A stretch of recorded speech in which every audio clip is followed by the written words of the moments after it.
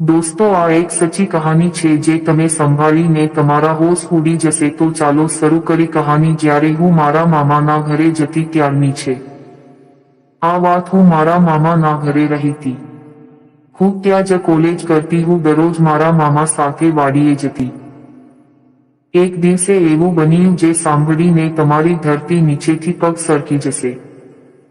મારા મામાએ મારી સાથે એવું કર્યું જેવું કોઈ પોતની પત્ની સાથે કરે। ચાલો તમને આજે વાર્તા કહીએ।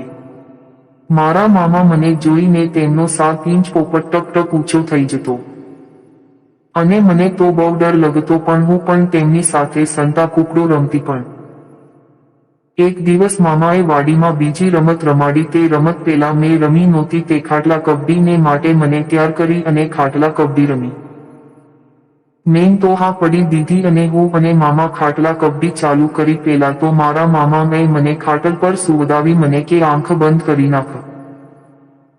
હું તો આંખ બંધ કરીને સૂઈ ગઈ જેવી હું સૂઈ ગઈ તેવી મામાએ મને ખાટલામાં રસ્સીથી જબરદસ્તી બાંધી દીધી। હું તો રાડું પાડતી રહી પણ શું કરું વળી કોઈ હતું નહીં અને મોકોએ ગોતીને મને લેગ લબાવી મારા લાંબા લાંબા ગોળ ગોળ સંતરાને જોર જોરથી દબાવવા અને ચૂસવા લાગ્યા।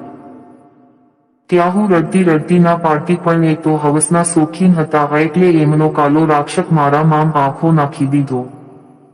જેવો અંદર આવ્યો એવી હું રાડો પાડવા માંડી ઓહ માંડી બહુ દુખે છે, કૃપા કરીને બસ કરો મને બહુ દુખે છે। બસ તોય મારું એક ના સંભાળ્યું અને મને લાલખૂમ કરી નાખી પછી આવું દરરોજ મારી સાથે કરવા લાગ્યા।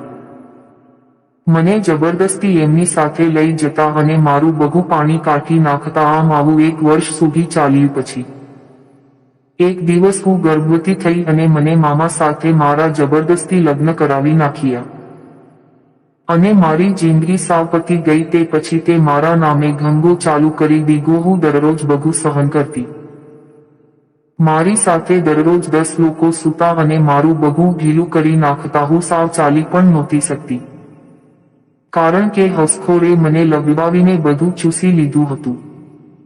બસ દોસ્તો આજ માટે આટલું જ। જો દોસ્તો આનો બીજો મજેદાર ભાગ જોતો હોય તો ચેનલને અત્યારે સબસ્ક્રાઇબ કરી લો અને કોમેન્ટમાં જરૂર જણાવો।